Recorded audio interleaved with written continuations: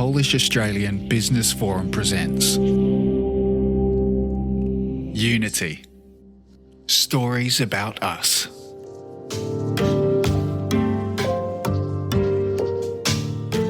"2022 marks 50 years of diplomatic relations between Poland and Australia. I am Leonie Tillman, and I'll be interviewing 10 notable Australians of Polish heritage across business, science and the arts about their stories. We now invite you to celebrate our unity, stories about us.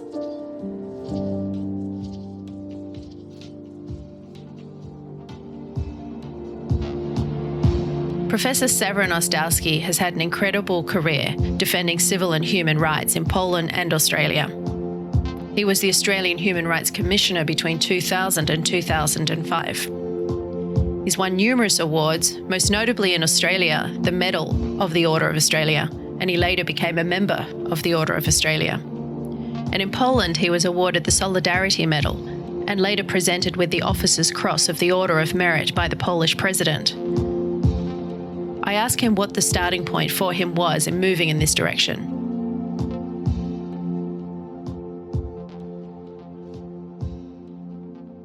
The starting point is really the upbringing. It's really my motivations. It's really my way of seeing the world. And of course, it's not a single factor. It's quite complex influences I've been under. But allow me to mention three different factors. First, certainly there's family tradition, which was very important for me. And part of it, it's experience living in communist Poland.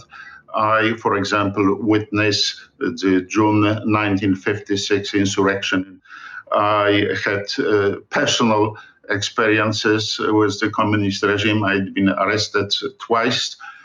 First in March '68, after I took part in demonstrations, and they got me, didn't run fast enough to escape. And then a colleague reported to me from university that I have Orwell's book, 1984, so the UB, or SB as it was called, then came to my apartment, searched it, and kept me for over 24 hours trying to find out about it. And there was also plenty of problems with traveling or with maintaining an international contacts. Then, of course, my academic interests are the second important factor. I was interested in issues of democracy, civil rights, justice. I studied not only law, but also I studied sociology in Poland, both of them at the same time. And the third factor, it was a migration experience, and it's quite important experience because when I came to Australia, I was really searching for equality of opportunity. I wanted to achieve exactly the same position and the same career path as I had in Poland. And I was also looking for participation, full participation in Australian society. I just didn't like to be a migrant which lives on a margin on a society which looks only material well-being. I wanted to be a full citizen of Australia. One of the most notable contributions Professor Ozdowski has made has been as the Australian Human Rights Commissioner and Disability Discrimination Commissioner. I asked him what went through his mind when he first heard about the appointment. Well, when I learned in 2000 that I've got that position, it certainly was a big surprise. I knew I'm properly prepared to take it. I was very proud of it, but I had major doubts whether I could make it. And one of the key problems was immigration detention at that stage. And it's the area where I focused very much in the early stages of my career. I spent over 3 years working on immigration detention. And at that stage, the immigration detention was mandatory for all boat arrivals. And there was no limit in time how long people would spend in detention. I understood really that it's not only about compliance with international human rights standards, but it's very much about winning the public opinion in support of a change. It's battle of hearts and mind. And then I decided to focus on children. And children, because they are innocent, they do not carry stereotypes.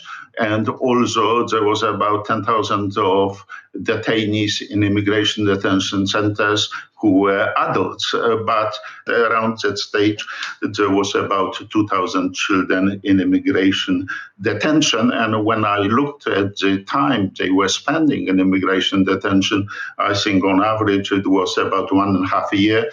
But there was plenty of children who spent more than 2 years in immigration detention. And there was also one child would spend almost 5 years. I started with calling for public submissions.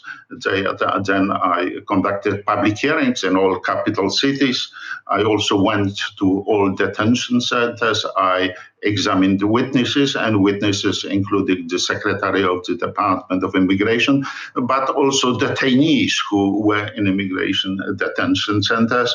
And all of it, all these public hearings were happening in front of media cameras and were reported on daily basis.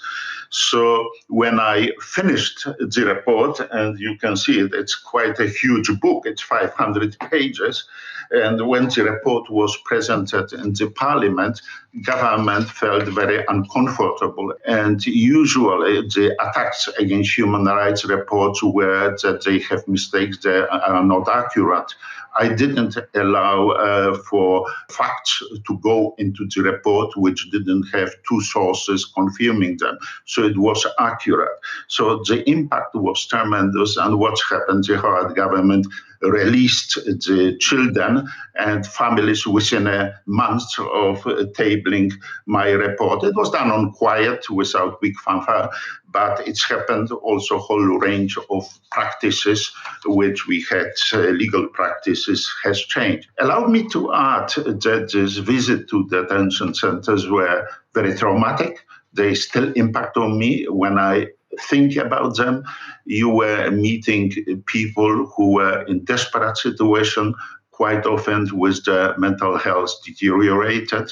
You were seeing children who were emotionally impacted and sometimes mentally ill. You were seeing families which were quite often divided. It was very, very disturbing, and it certainly impacted on me. The second major thing, it was the mental health inquiry, and it was called Not for Service.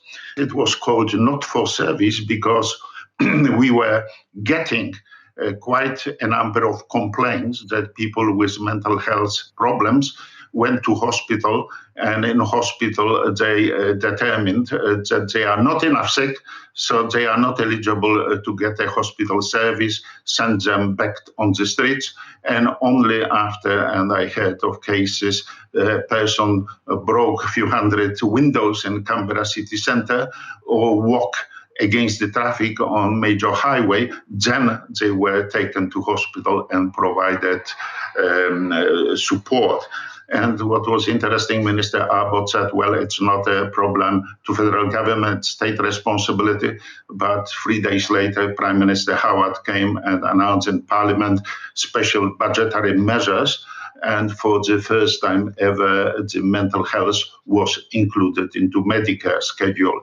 Then also I was involved with a number of smaller projects. For example, we were getting complaints from military, from soldiers, officers, alleging discrimination in military service. So I went and met General Cosgrove, who at that stage was head of Australian Defence Force. And I said, well, listen, we need to do something about it. Otherwise, I'm calling a public inquiry about what's happening.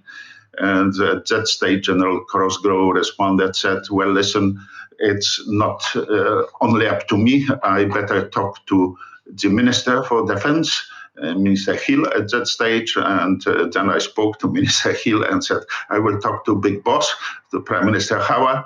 And then they changed the rules, which was very, very positive. And it was especially around people who were gay and lesbian in military service. There was also a number of other smaller reports, but it was a very interesting time and it was a very impactful time.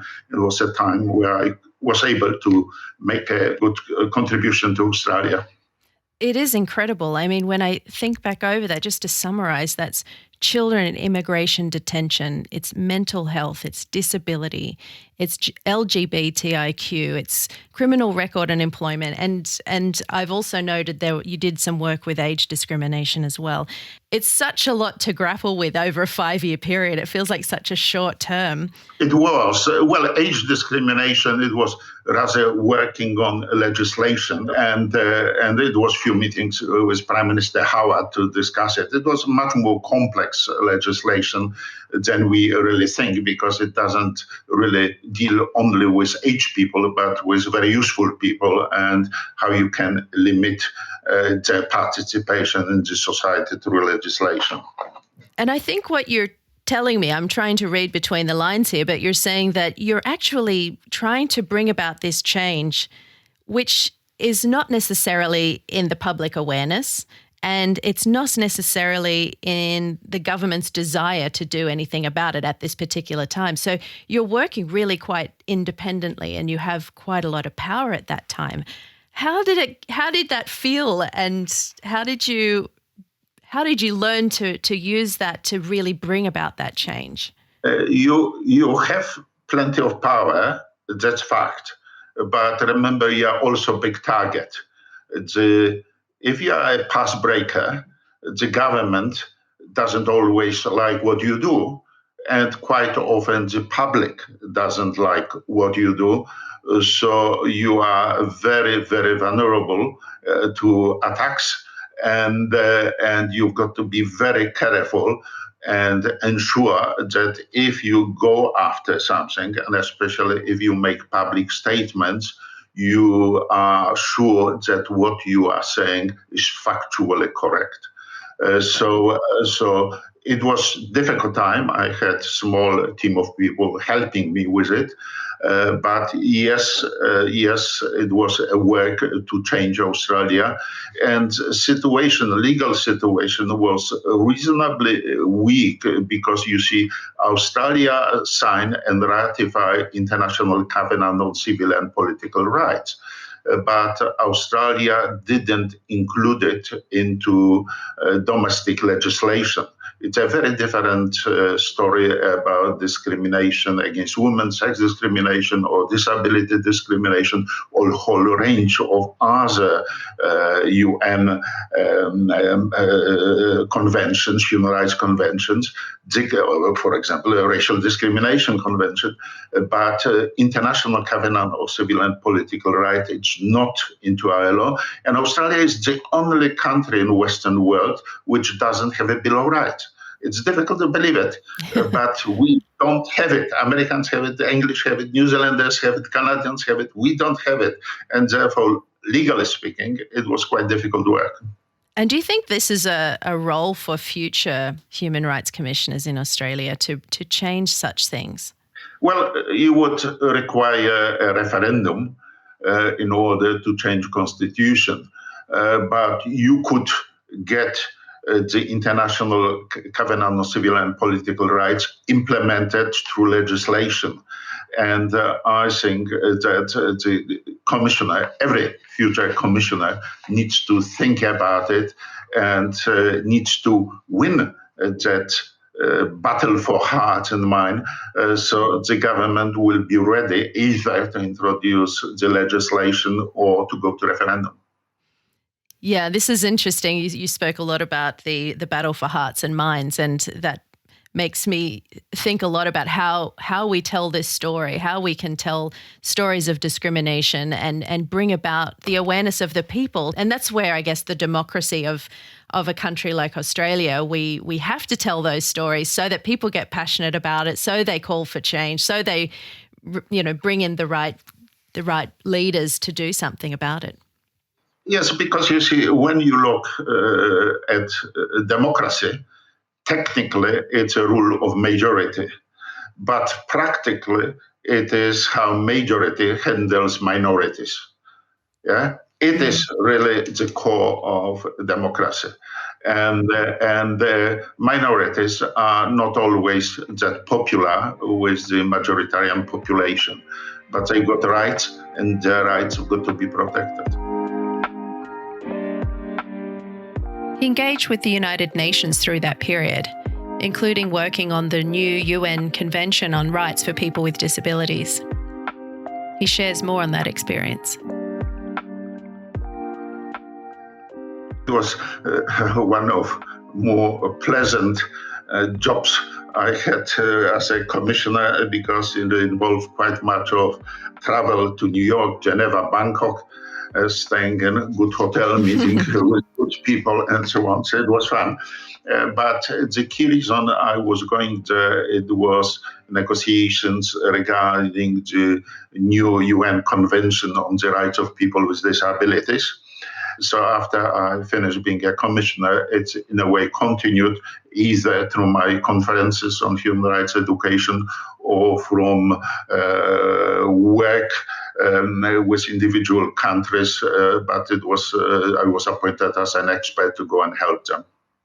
And I'd like to move back now away from your amazing career and go into your youth and your childhood in Poland a little bit more. Could you tell me a little bit about your family and life growing up in Poland? Yes, you see, my father and his family came from agricultural background. They owned and managed large agricultural enterprises until Germans came in September 1979.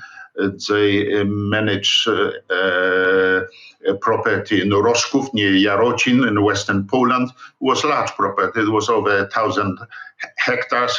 And looking at family taxation books in 1938, it brought over $100,000 after tax profit. So it was quite much money at that time. They were also quite socially active. Involved with mainly Catholic movements, but also offering a whole range of scholarships. And later, what was interesting, I was meeting with some of beneficiaries. One of them, Ted Krzyżanowski, became vice president of Singer Company in the United States. Looking at my mother's family, they were part of significant merchant family. And Jarocin, they owned few shops and they owned distribution of petrol for Jarocin region. They were again devoted Catholics. They, for example, provided the land and significant donation to establish a new Catholic church in center of Jarocin. Similar thing in October 1939, all of them arrested. 15 minutes to pack, 6 o'clock in the morning, wow. And taken to transit car and then deported to Opoczno. After war, my mother finished biology. They had 5 children. My father was always saying that we've got to rebuild biological substance of Polish. So as you see, this was quite mixed background, and it was a background where I dealt plenty with political movement, but also plenty with human suffering in terms of poverty, which was being experienced by my family, but also political oppression, but also with poverty of other people, because we were not that well off, but still people were coming to us and trying to get help. I guess I can't even imagine what it must have been like for you coming to Australia at that time and leaving all of that behind and starting again in Australia. How did that happen, and how did you feel about seeing Australia? I always wanted to travel, and my mother was the biggest stop because I first thought when I was about 16. Then when I finished my high school certificate, I said, I'm running away. And my mother said, don't be stupid, finish study. If you go to the US only with high school certificate, nobody would like to talk to you. So I finished my study. Then I have 1 more year to finish second degree. And then I said, I'm going. And my mother said, no, you've got to do first PhD. But this time I didn't listen to my mother and took my wife, and we ran away. And we initially wanted to leave Poland for about 5-6 years, do the traditional hippie trip from Europe through India to Australia, and then possibly Latin America up to North America and return. But when we stopped in Hamburg to earn some money for our India trip, our passports were not extended. So we applied for extension, and Poles told us that unless we are willing to meet with consular officials once a month to talk about things of common interest, our passport won't be extended. So we came to Australia on German travel documents. We didn't ask for asylum there. We just couldn't force ourselves to ask Germans for asylum. But we came here, and in a way we looked very much where to go. We considered, of course, US, Canada, New Zealand, South Africa. We chose Australia rather than US, Canada, and so on, because it was a new country. We didn't like to stay in Europe, in Germany, France. It would require waiting 2-3 generations to become a German or Frenchman. So we were looking for a new country. We looked at US, but it was involved with Vietnam. And some Poles who migrated there ended up on plane from Hawaii and were getting US citizenship on the plane. We were not interested, also we didn't like communists very much. Yeah. We didn't like to go to Vietnam. Canada was too cold. Plus I spoke with Professor Adam Bromke, who told me don't come to Canada because there is plenty of Americans who run from military service and stay in Canada, and there's plenty of intelligentsia coming from UK because of economic crisis there. So if you come to Canada, you will spend the rest of your life in factory. Then we look at South Africa, and after visiting the South African consulate, it was just disgusting. It was like going to a communist office. So Australia, and because it was new country, it had British institutions. We like democracy. We like also sound economy of Australia, good climate, and also far away from Europe, which was at stage one of important things. So we arrived here in June 75. And I remember arriving in Australia first, we really thought seriously if we had made a right choice. First, the plane did the round over to Sydney, and we saw western suburbs, plenty of the small houses with red tin roofs.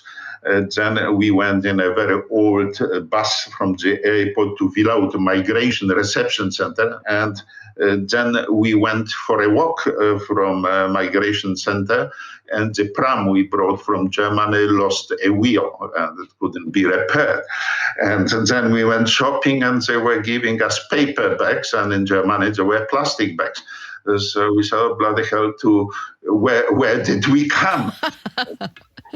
But then, in a way, normality started taking over. First, we've got an independent little apartment in this Westbridge hostel, which was a major thing because in Germany we always rented one room from somebody. So finally we were on our own. Then intensive English language started. Then my wife managed to get a job. You see, she was an engineer working in timber technology from Poland, and she got a job as a quality technician in Ralph Simon's factory, which was producing plywood. And then she fixed me a job on night shift to press plywood. So we had some money coming. And then I managed, with introduction from Professor Ozdowski, a job for 3 months, contract with Alice Stay at the School of Law, Department of Jurisprudence at the University of Sydney. And it was really an opener because when I was working there, I started applying for scholarships, and I've got PhD scholarship from University of New England. So I went there, did my scholarship. Then I've got my first job in Canberra with Attorney General's Department because my PhD was about Family Law Act. So they wanted a specialist in this area. And basically, it's how it started. So it was one thing after another. You just kept your options open, really, and connected with the right people in order to get your career moving. Very much so, but also you are pragmatic. And yes, you are all the time searching for opportunities. You just don't give up. Yes, if they close one door, you go to another door. I ask him now on reflection how he could compare his career in Europe with that in Australia. It was much easier than my life in Poland or in Germany. In Germany, it was stable. I reached a certain level. I was earning decent money over there, but there was no upward mobility. It was extremely important to find a job which would use my intellect rather than my hands. In Australia, I must say, it went very fast. And also my English was rather poor. I managed to move much faster, and therefore Australia was such a good choice. And thinking back to that young man leaving Poland, did you ever imagine you would have achieved all these things? No, I was rather prepared that I will spend most of my life as a working man, but I preferred to be free outside of Poland than being in Poland. And in Poland at that stage, before I departed, I worked at the Institute of Legal Sciences of Polish Academy of Sciences. And I worked on a very, very interesting project because it was a project trying to establish why there was this workers' rebellion in the cities of Szczecin, Gdańsk, Gdynia in 1970. It was the first major government-financed sociological research in Poland. And in a way, our research predicted solidarity. What's interesting, we didn't know it will be called solidarity, but found the mechanism which were indicating that there is a working class rebellion because of lack of satisfaction with the establishment, and that this rebellion is driven by younger workers who are having full professional qualifications and who are also educated in communist ideology, that they are the ruling class. But when it was coming for them to have any say in management of factory, they were marginalized. And clearly it was happening. It was visible to our researchers. And now all this time later, you are still working with Poland and building relations between Poland and Australia. So can you tell us a little bit about what you're doing on the Polish side of your career? Well, it went through a few different stages. including asking that Wałęsa be nominated for Nobel Peace Prize, or calling for boycott of Olympics in Moscow. So I wasn't very popular. I was also asking in a whole range of different organizations. I established a committee on Polish family reunion, because when martial law happened in Poland, many men who escaped first to see how it goes and to get their families couldn't get their families.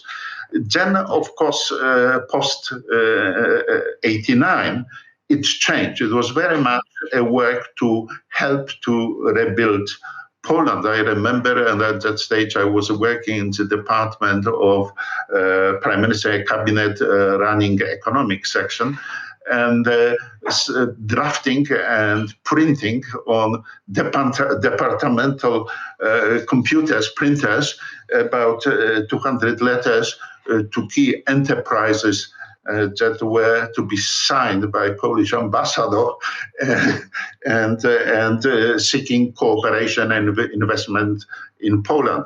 Thanks God, I didn't lose a job because of doing it, but I did after hours, so it was fair. I guess what's really, really astonishing to me is that you really stopped at nothing to bring about change. Not at nothing. I didn't break any laws. Yes, I work within the law.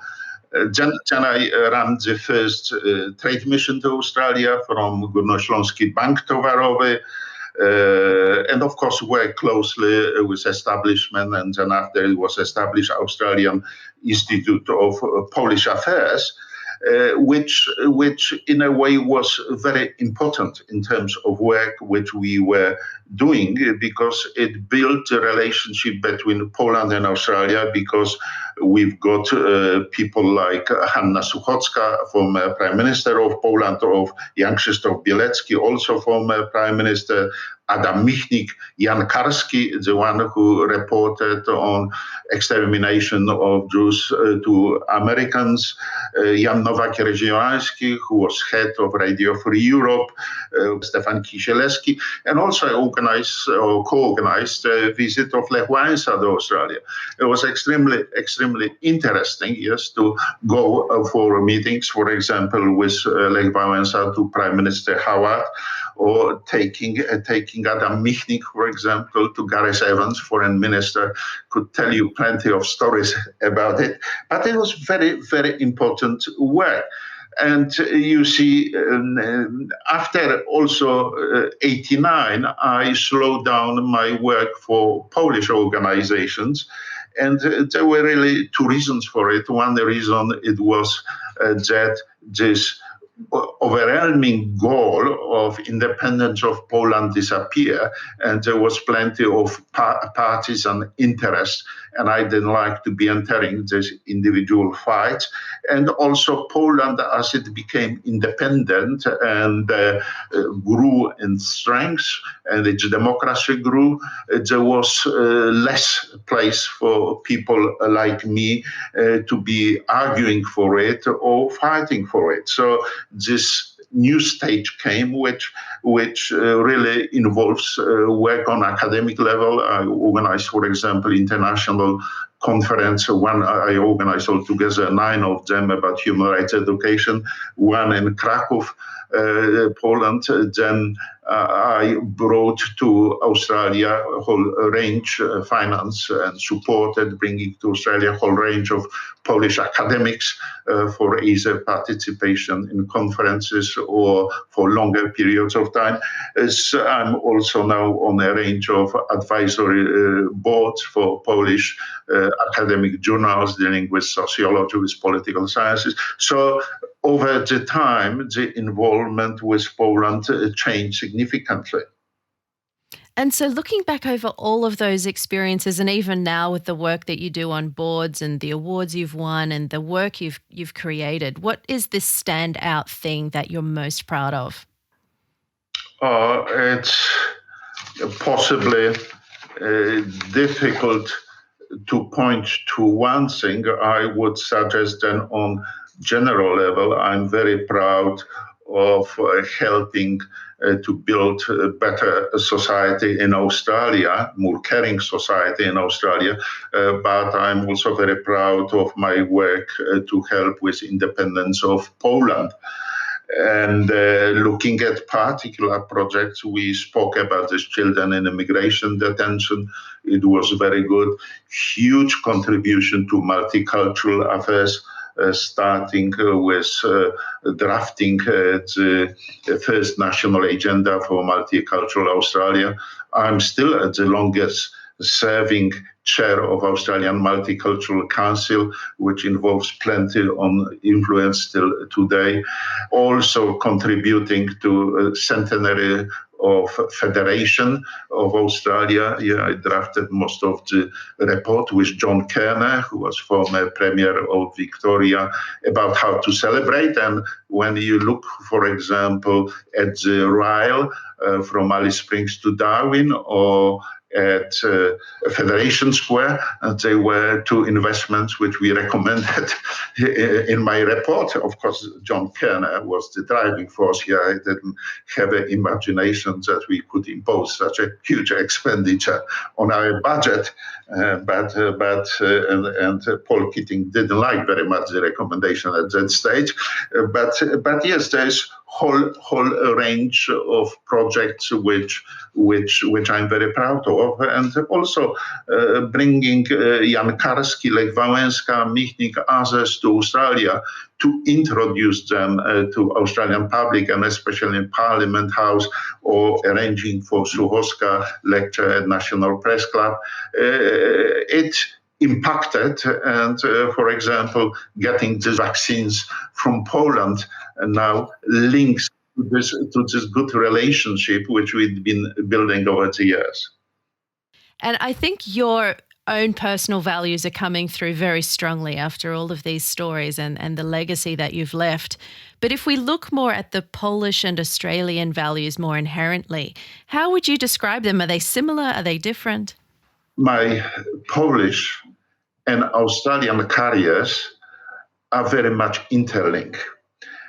That when I started to work in opposition to Polish People's Republic authorities, and then Solidarity came, plenty of Australians supported Solidarity movement.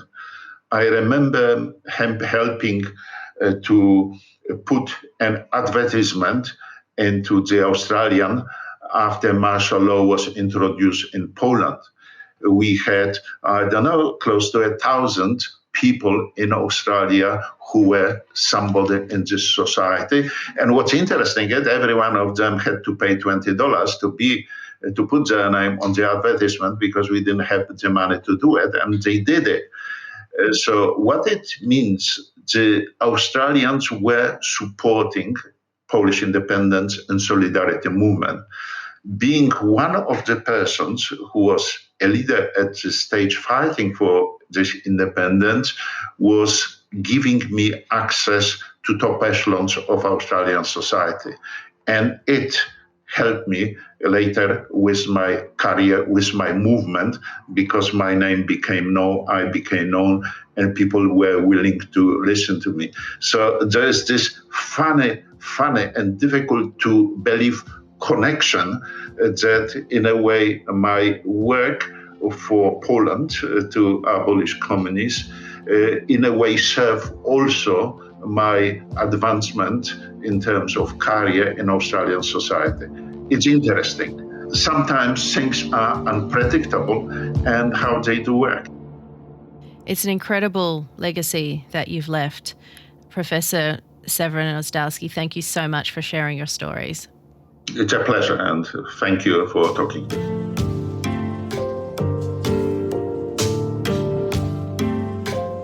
For more information on this project, go to pabf.com.au.